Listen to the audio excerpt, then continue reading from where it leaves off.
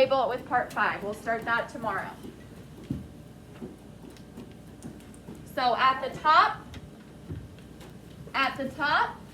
write the title of today's notes, which is Figurative Language, Part 2. Because we already did part 1. And then today's date, which is November 16th, 2020. What were the 3 types of figurative language that we talked about last time? It was a while back. Michaela, tell me one. Idioms, which were what? Something that they're overreacting about. That's not idioms. Those are something different. What are idioms? Who remembers? Zari. A common phrase that means something completely different from what it says. An idiom is a common phrase that means something completely different from what it says. Zari, can you give us an example of an idiom? A piece of cake means that something is easy. Good. The idiom, a piece of cake, does not literally mean a piece of cake. It means that something is easy. And remember, idioms have to be common phrases. You can't make up an idiom. Idioms have to be something that people have said and know what you're talking about. Otherwise, you're just saying nonsense, which nobody's going to understand. Victoria, what's your question? Okay. So we talked about idioms. We talked about 2 more types of figurative language. What's another one? You have to figure that out, please. Victoria. Hyperbole. Hyperbole. And what is hyperbole, Victoria? Who can help her out? What is hyperbole? Smith? Uses obvious exaggerations to be funny. So hyperbole uses obvious exaggeration, so it's very easy to tell that somebody is exaggerating when they use hyperbole to be funny. So Smith, can you give me an example of hyperbole? I'm so hungry I could eat a horse. I'm so hungry I could eat a horse. It's pretty obvious that somebody would not actually eat a whole horse. But they're using that as an exaggeration, first of all, to show you how hungry they are, but second of all, to be kind of funny. Okay, so we've got idioms, which are common phrases that don't mean anything like what they say, like a piece of cake, meaning something is easy, and hyperbole, which is an exaggeration, which is an obvious exaggeration that people use to be funny, like I'm so hungry I could eat a whole horse. Okay, what's the 3rd type of figurative language that we talked about? Zadie. A simile. A simile. And what is a simile? A simile compares 2 different things using the word like or as. So a simile compares 2 very different things using like or as. Can you give me an example of a simile, Zadie? She is as blind as a bat. It's comparing her eyesight to a bat's using as.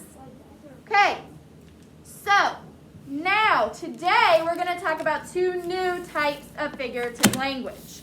The first type is, now make sure this word is not, a lot of it is spelled the way you would think, but some of it is not. So make sure you're spelling it correctly.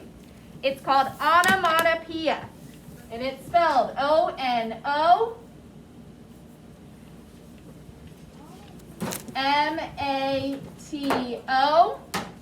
I have to look because it's really P-O-E-I-A.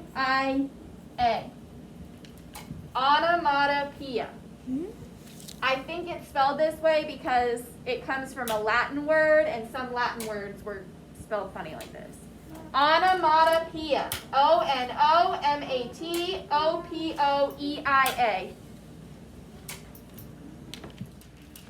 Okay, so onomatopoeia. Again, O-N-O-M-A-T-O-P-O-E-I-A. P-O-E-I-A.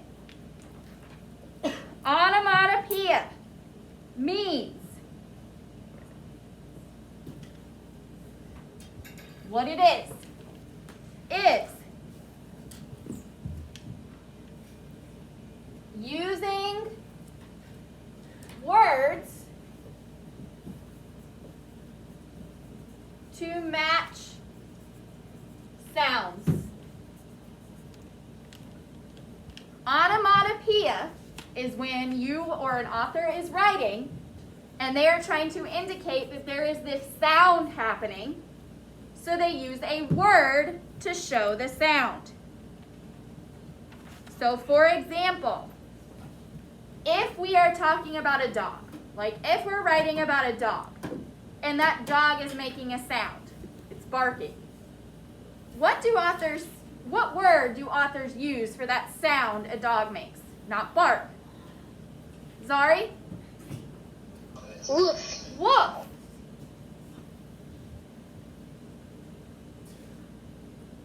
Woof.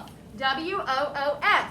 When a dog is barking, do they literally say woof, woof, woof? Do they? No.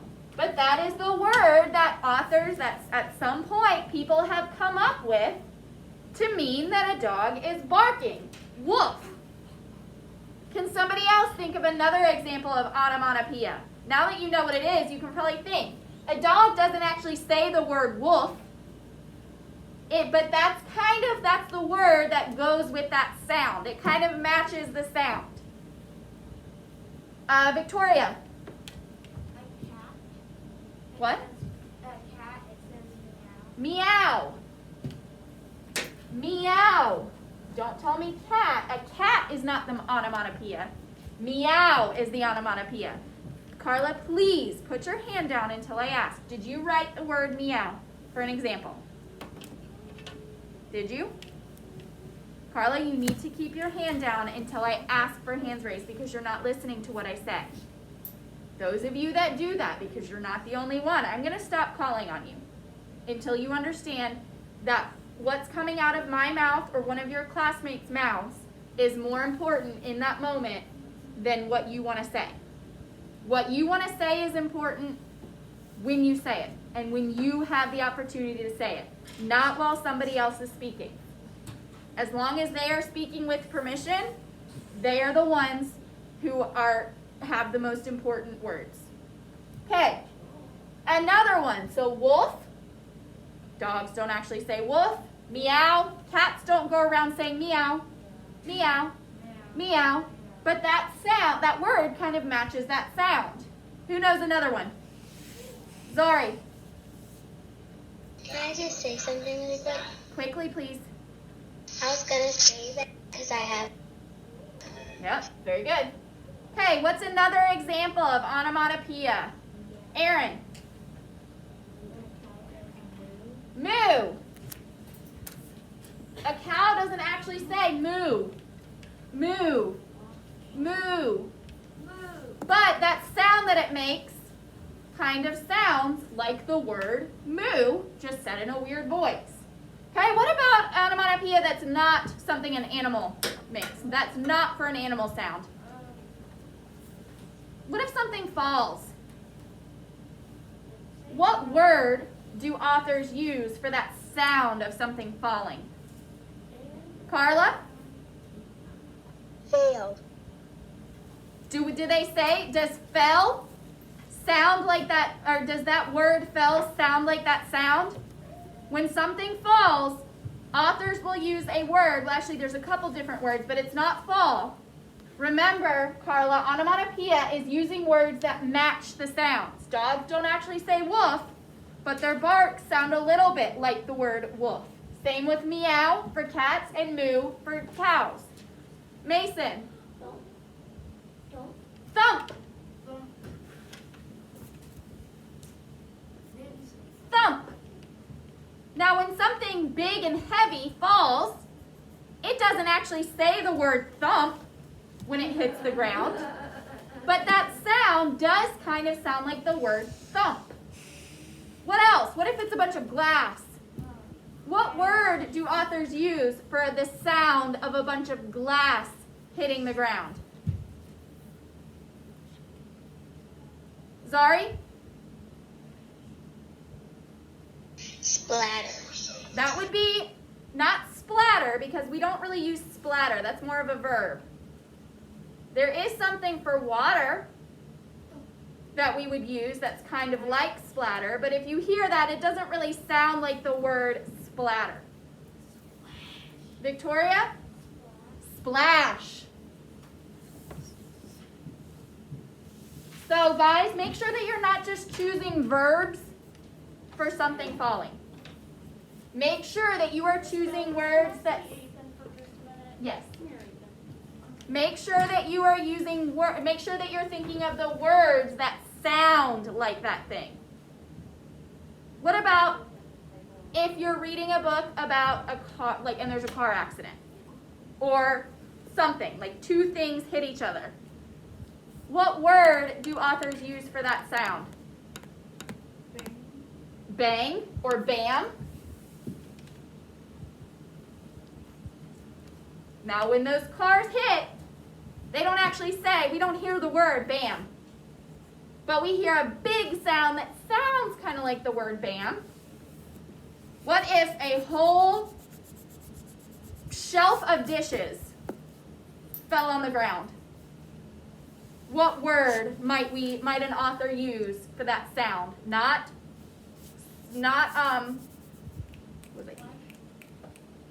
splash or splatter, because that would be more like water or liquid, but splatter is just the verb for what happens. So make sure you're thinking of the word that sounds like that sound. Aaron? Shatter. Not shatter. Shatter is the verb. Does it actually sound like the word shatter if a bunch of glass falls? No. Crash. Crash is one of the most common uses of onomatopoeia. That's what Crash. Because if you hear a bunch of glass dishes all hitting the ground at the same time, it doesn't say crash, but you hear a sound that kind of sounds like the word crash. So that is onomatopoeia, using words to match sounds. It is mostly used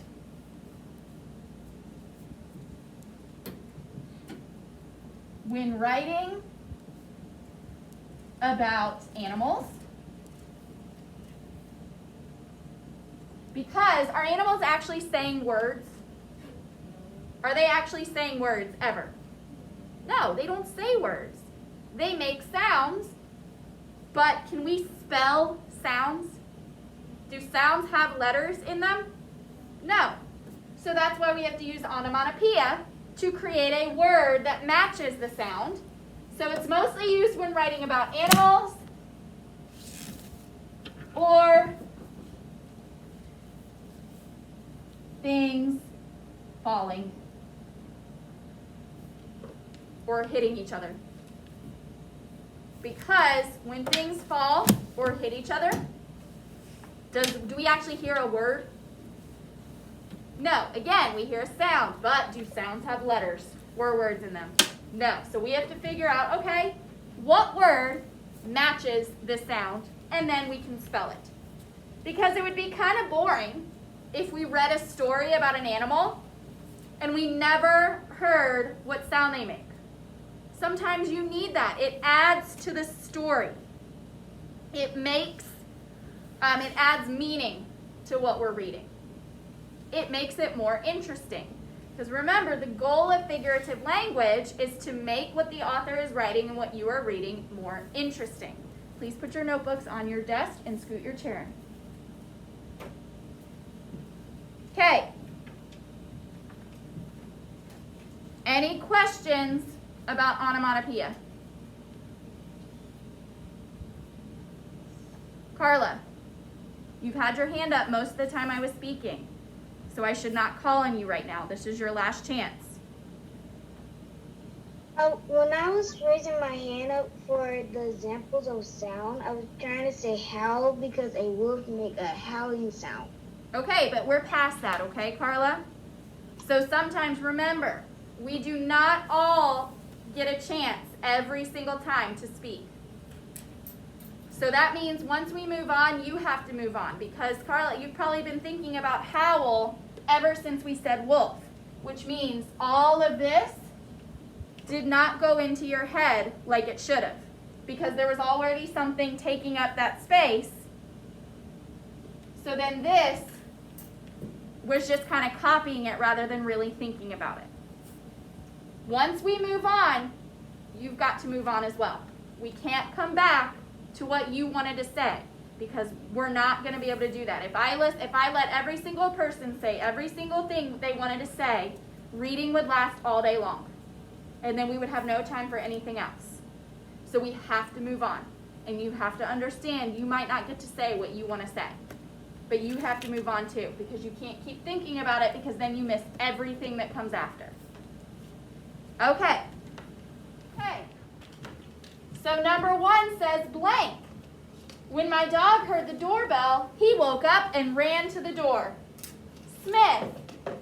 Which of these words, these onomatopoeia words, fit in that blank? Wolf. Wolf. Now, is the dog actually saying the word wolf? No. No, but that's what it sounds like. Why do you think the dog is making that sound? Not because of the doorbell, but why would a dog bark when they hear the doorbell? Why do you think? Because they're trying to protect their family and they think someone is trying to hurt them. Very good. So the context or the inference that we can make is the dog is guarding the house.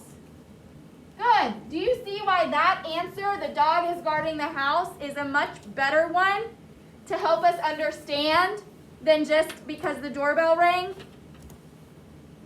If we just said the dog is barking because the doorbell rang, well, does that help us to understand the story as much as the dog is guarding the house?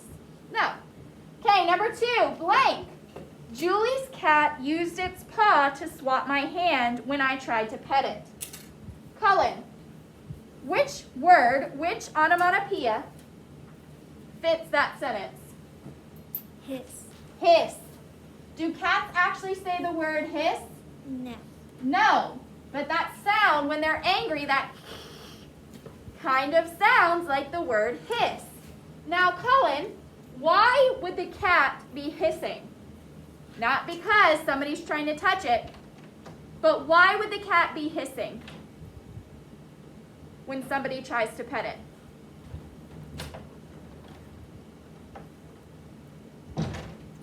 This is making inferences. You got to get better and better at this. Michaela? The cat might not want to bother that second. Good. Very good. The reason the cat may be hissing is because the cat wants to be left alone. What if the cat wanted to be pet? Would we hear the same onomatopoeia? What word, meaning a sound, might we hear if the cat does want to be petted? Zara, your hand was up while I was speaking, so I will not be calling on you. Zadie? Purr. Does a cat actually say purr? No, I can't make that sound. Like, you have to be able to roll your R's to make that sound, and I can't do that, so I can't make the sound. But that sound that they make, like that rolling R sound that you do in Spanish sometimes, kind of sounds like the word purr. But the cat's not actually saying purr, purr, purr. Good. But if a cat's hissing, well, then it probably wants to be left alone. Do you see why that is a better answer that really helps us to understand the story instead of he's hissing because somebody's trying to touch it? Because that could mean anything. If a cat wants you to touch it, is it going to make the hissing sound? No, so we have to be more clear. Number 3, blank. The cattle gathered near the farmer as he brought out the hay. Carla, what onomatopoeia would work? Nay. Well, think about it. What is cattle? We talked about this in social studies. What animal is cattle? Victoria. Cows. Victoria. A baby cow. That's a calf. What animal is cattle? Cows. So Carla, if we're talking about the cows gathered near the farmer as he brought out the hay, what onomatopoeia would fit in number 3? Moo. Moo. Now, does a cow actually say moo, moo, moo? No, but that sound it makes sounds a little like the word moo. Carla, why would the cow be mooing as the farmer brings out hay?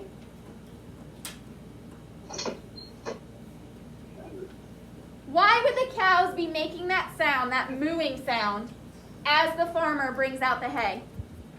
The cow is mooing because the cow is hungry. Very good. The cattle is hungry and wants the hay. Now, cattle is actually a plural noun. We wouldn't use cattle to refer to one cow. But it's not an irregular plural for cow because we can say cows. But cattle is almost always plural. We would never hear it talking about one cow. We'd be talking about it as like a big group of cows. So the cattle is hungry and wants the hay. Number 4. Our class went to the zoo on Friday. Blank. We nearly jumped when we heard the sound. Victoria, what sound do you think would fit? Also, pay attention to the picture next to it. Our class went to the zoo on Friday. Roar. Because if we look at the picture, we see a what? Lion. Does a lion cheep or neigh or buzz or oink? No, a lion roars. Okay, why might the lion be roaring? I'm sorry, let's look at the second one. We nearly jumped when we heard that sound. Why would they jump when a lion roars? Because they're scared because the lion is big. Okay, very good. And he eats like animals. Very good. So the reason that they might jump when they hear the lion roar is because the class is scared or startled by the lion. Victoria said because lions are big, they eat mammals, and humans are what, Victoria? Mammals. So it might be scary to hear it all of a sudden. But then as soon as you realize, oh wait, it's fine, he's in an enclosure, are you still going to be scared? No. And maybe they were startled because they weren't expecting it. Think of how many times you've been to the zoo. How many times have you actually heard the lions roar? I think out of all the times I've ever been to the zoo, any zoo period, I think I've only heard it once. But a lot of us might have been 0, maybe once, maybe twice. So yeah, it would be kind of scary if all of a sudden you heard this really loud roar. Because we're not really expecting it, because it really doesn't happen too often. Okay, number 5. As the mother bird flew to her nest, the baby birds reached out toward her. Blank. Aaron, what word would these baby birds make? What sound, which onomatopoeia matches the sound the baby birds would make? Cheep. Cheep, cheep, cheep. Do they actually say cheep, cheep, cheep, cheep? No, but it kind of sounds like it. So, Aaron, we know it's cheep. Why would the baby birds be making this sound when its mother comes near? Why would the baby birds be making this sound, cheep, cheep, cheep, when their mother comes near them?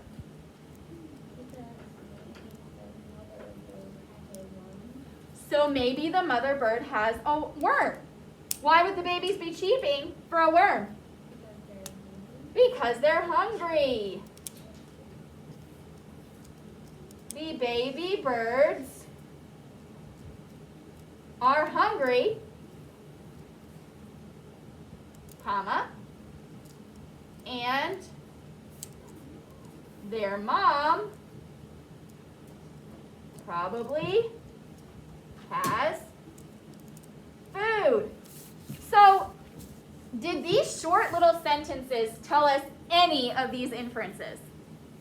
Did it say, woof, when my dog heard the doorbell, he woke up and ran to the door because he was guarding the house? No. Did it say, hiss, Julie's cat used its paw to swat my hand when I tried to pet it because it wanted to be left alone?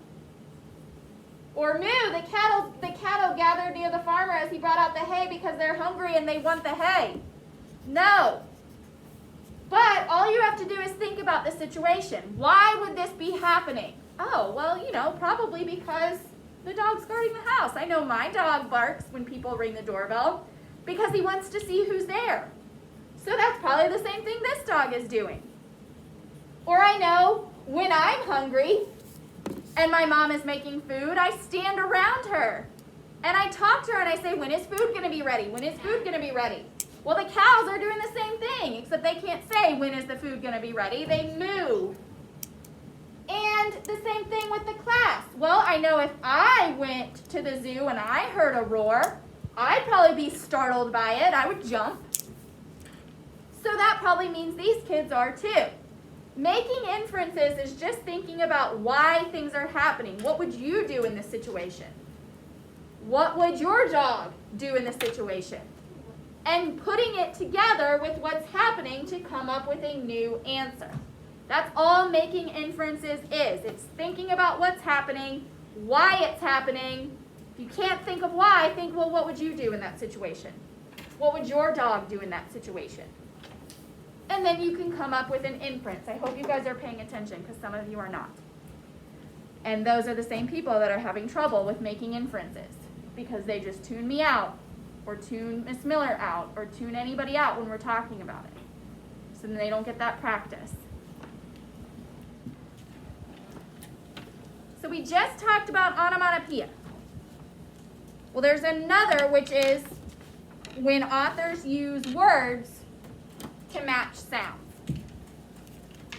Now we're going to talk about homographs. Homographs.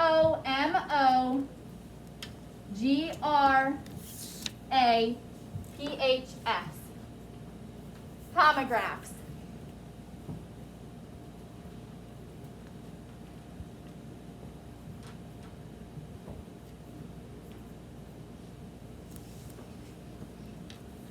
Homographs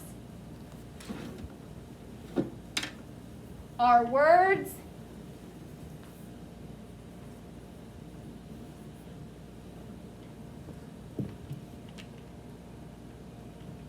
that are spelled the same but have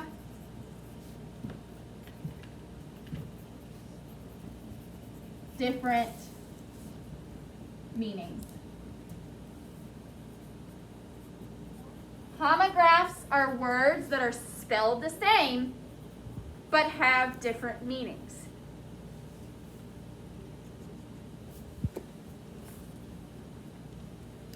An example would be this word right here. T-E-A-R. T-E-A-R. I want you to think about what that word is. What is that word? T-E-A-R. Everybody think about what T-E-A-R means.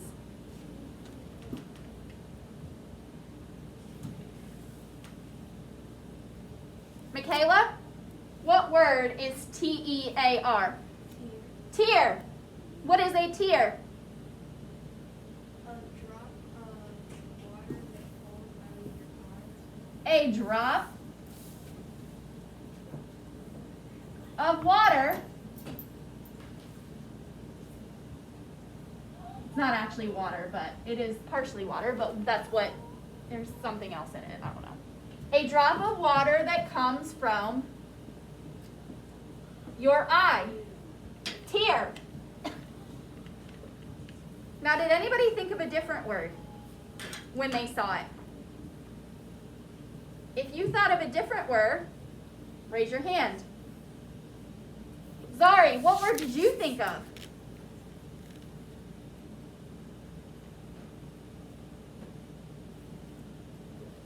You did not unmute yourself.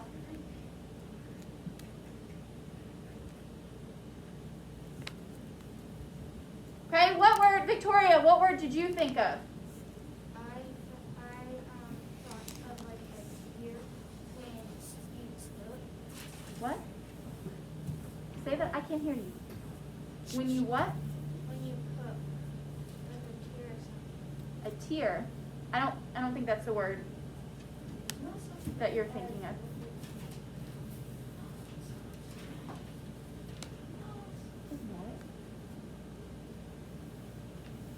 I don't know if you're thinking of the right word, but did somebody think of something else for T-E-A-R? Zadie. Like you tore something. So what word is that? It's not tore. Tear. Tear. And what does tear mean? Don't tell me to tear or tore. What does tear mean? What are we doing when we tear something? Smith? You are pulling something apart. So, to pull something apart. Are these words, tear and tear, spelled differently? No, but do they mean something completely different depending on what the sentence says? Yes.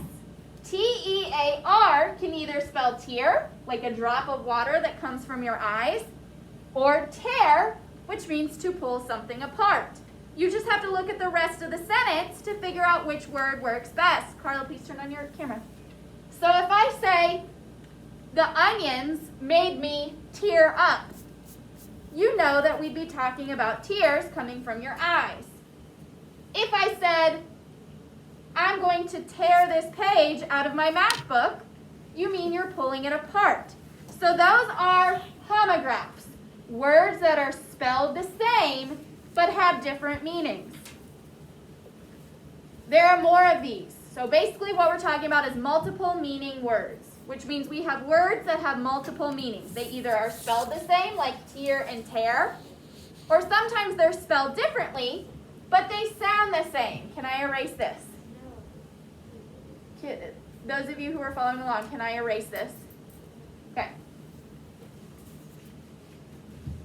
You have plenty of time. I can wait for a little while, but I cannot wait longer than a few minutes.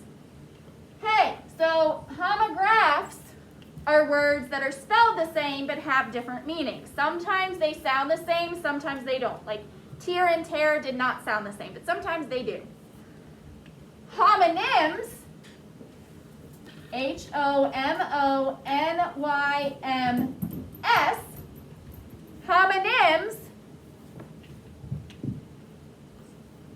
are words that sound alike. That means they sound the same, not necessarily spelled the same, sound the same, but have different meanings. So homographs, the difference is that homographs are spelled the same. Homonyms just sound alike. So that doesn't mean necessarily that they are spelled differently. For example, this word. Now this is a word, it's spelled the same, like tear and tear, but it also sounds the same. Like tear and tear, they're spelled the same, but do they sound alike? No. Homonyms might be spelled the same and they sound alike. So I'm writing the word fair. What is the definition of fair? What is a fair? Or what is fair? Oh. Zadie. Well, like you get your way. Well, Not quite. but like something's it's equal. It's Good. So if something is fair, that means something is equal or reasonable. A fair consequence would be a reasonable consequence, so I understand why I got that. Or if I am sharing things fairly, that means I'm sharing them equally between you. Did somebody have a different meaning for fair when they thought of fair? Aaron.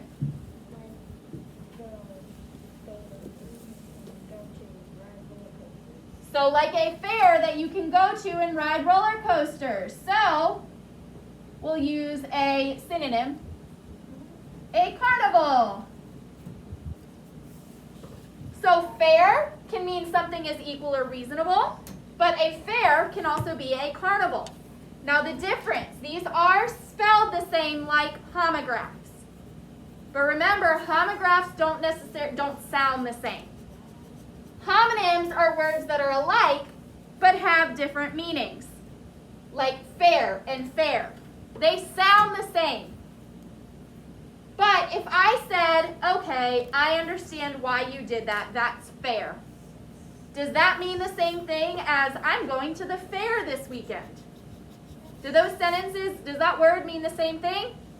No, but they sound the same, so they are homonyms. So as you're reading, if you come across this word, are you going to know exactly what it means just by looking at the word? No, you have to look at the rest of the sentence to figure out, are they talking about something being equal or reasonable, or are they talking about a carnival? Now there's one more type of multiple meaning word. So far we talked about homographs, which are spelled the same but have different meanings. We have homonyms, which sound alike but have different meanings. They're not necessarily spelled the same. And then we have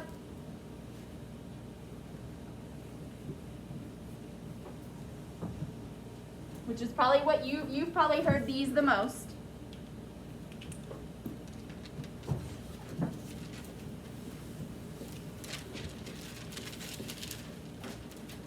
Homophones. You probably talked about these before in past grades.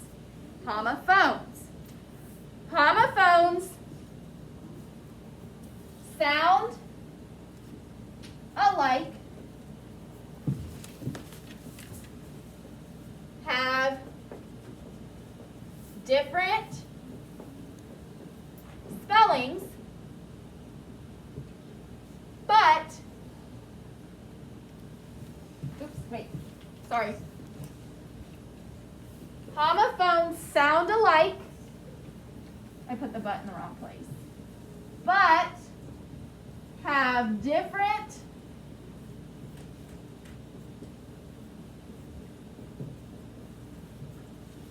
spellings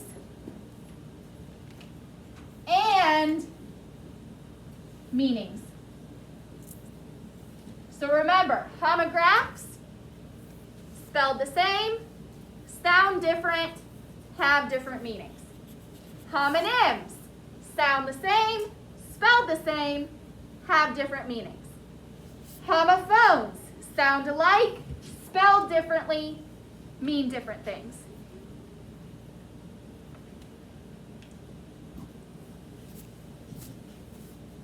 For example, and this is where my good spellers, I need help from my good spellers. We're not all good spellers, that's okay. But if you consider yourself a good speller, because I'm going to try not to write it first. If I say the word right, what does the word right mean? Right.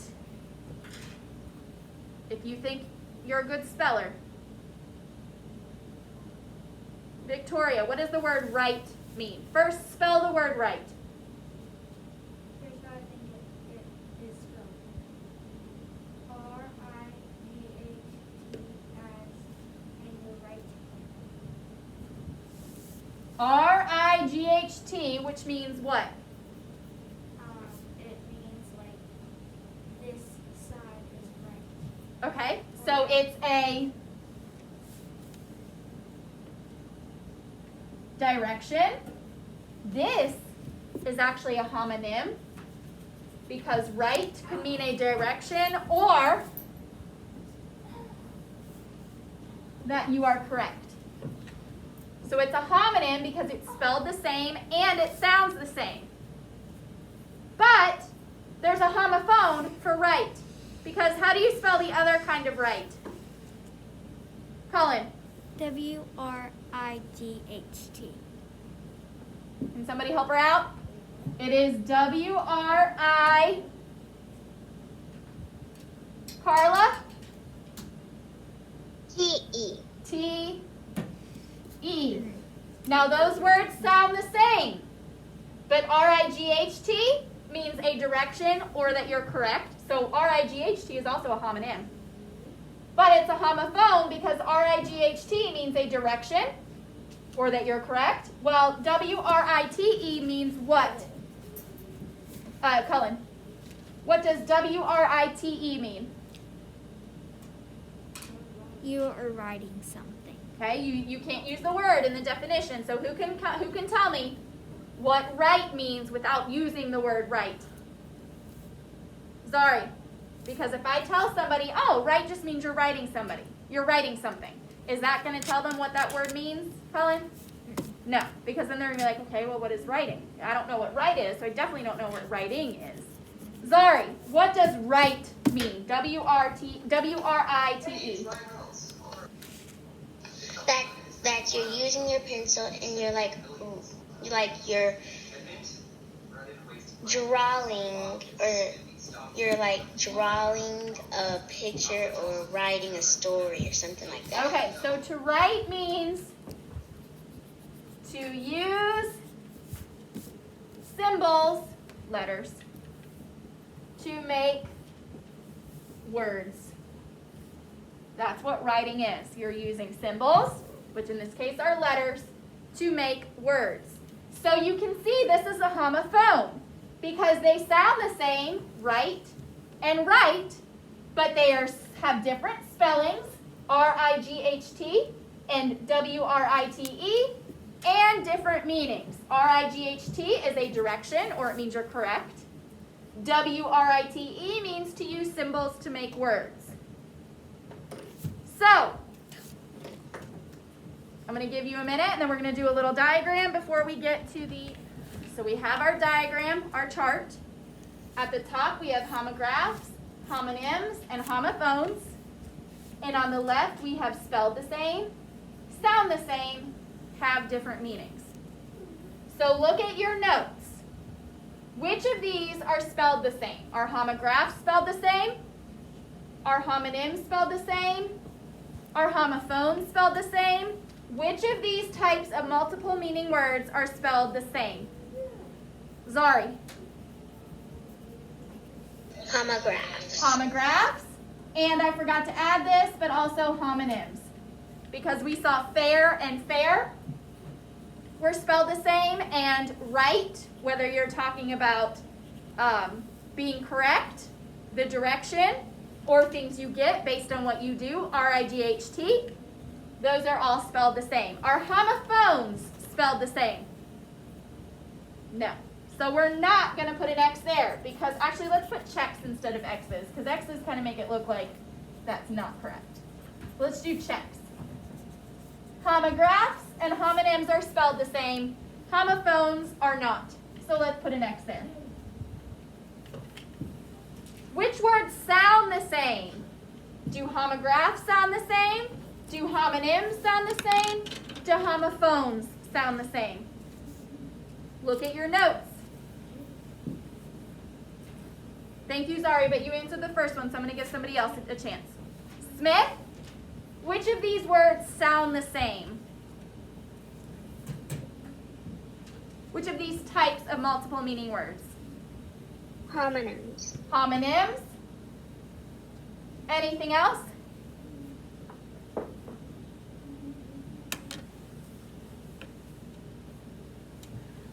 Homophones. And homophones.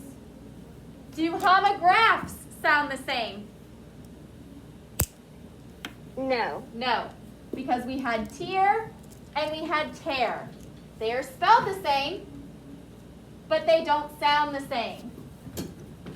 Now, which of these types of multiple meaning words mean something different? When we have 10 more minutes. When we have homographs, do they mean something different? When we have homonyms, do they mean something different? When we have homophones, do they mean something different? Which of these multiple meaning words have different meanings? Somebody other than Zari.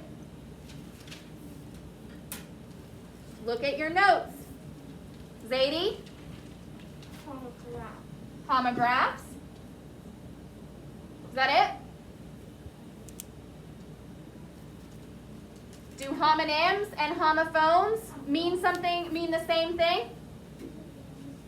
When you're looking at your examples for homonyms and homophones, do all those examples mean the same thing? So are homographs the only ones that have different meanings? No. What other has different meanings? Homonym. Is that it? No.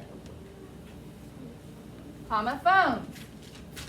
So they all have different meanings.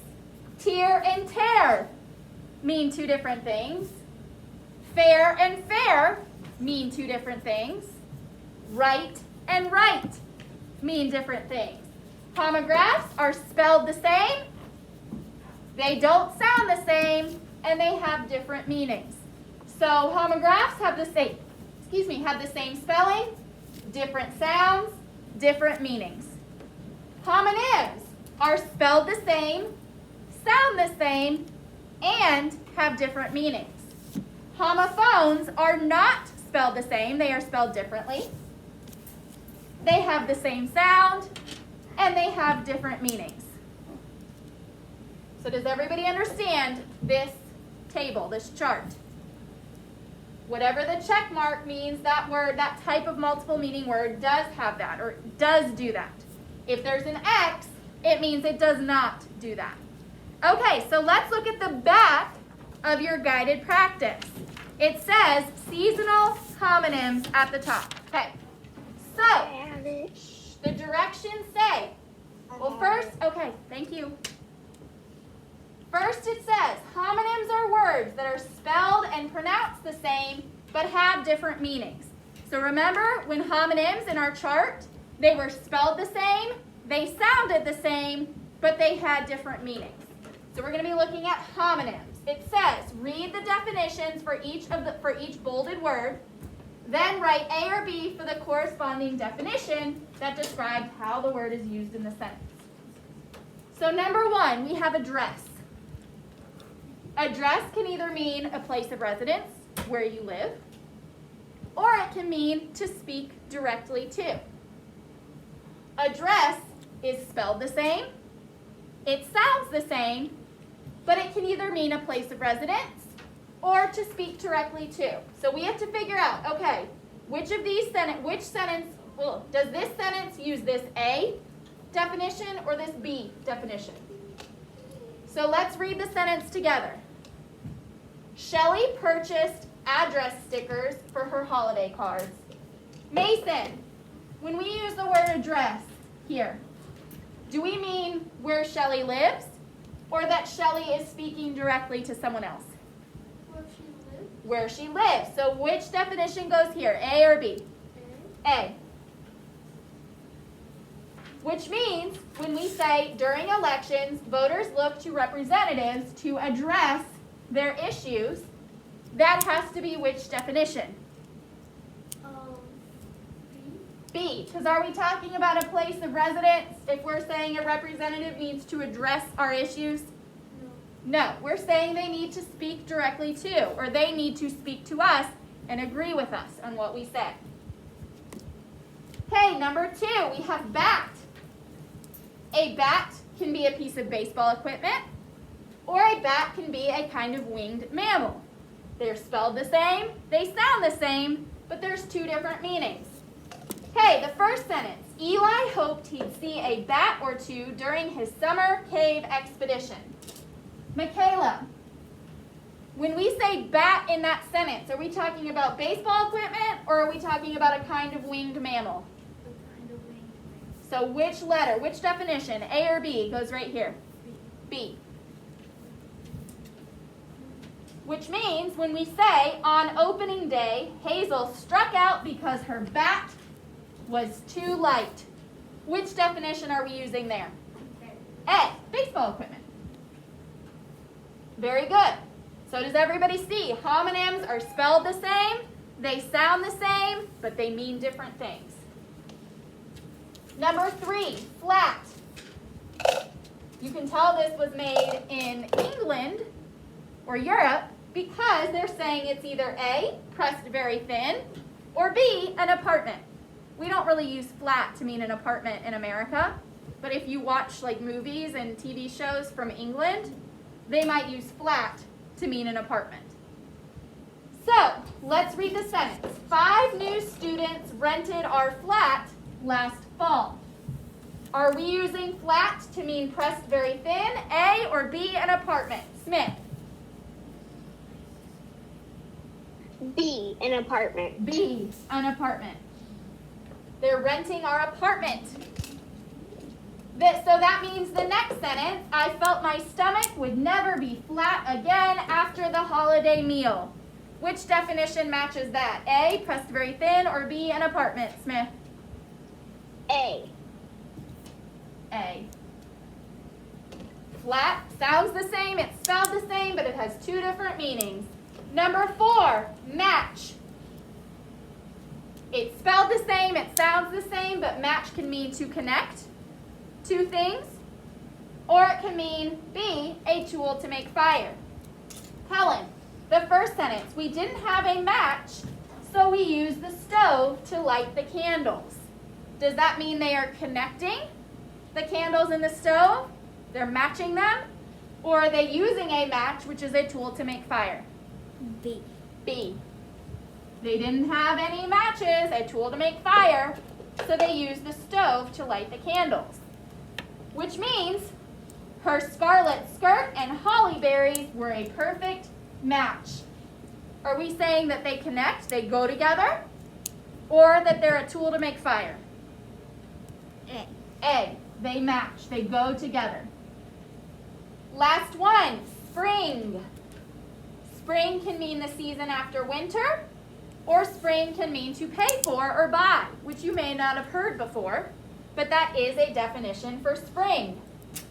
Zadie, as the spring saying goes, April showers bring May flowers. Are we talking about spring, the season after winter, or spring to pay for or buy?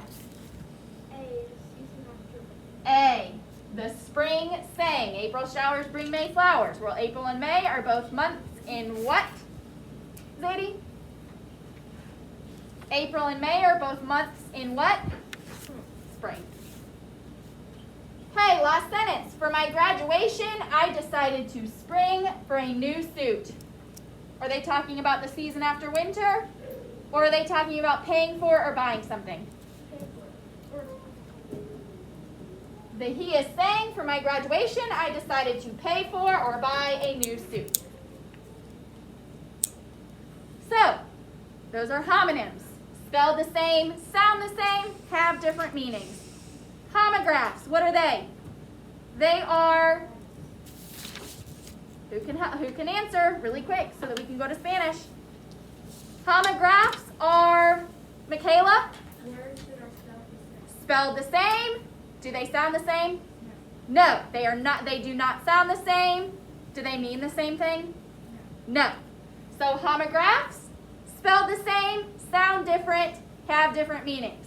Homonyms, spelled the same, sound the same, have different meanings. Homophones. Cullen. Sound alike but have different spelling and meanings. So, not spelled alike, sound alike, different meanings. Okay, so I will give you, let's see, right now you need to get ready for Spanish. I will give you your homework this afternoon. You'll be doing more of the same, excuse me, but you'll be looking at things other than homonyms. Like you'll be looking at homographs and just multiple meaning words in general. Put that in your, put the seasonal, your guided practice, put it in reading and religion on the reading side.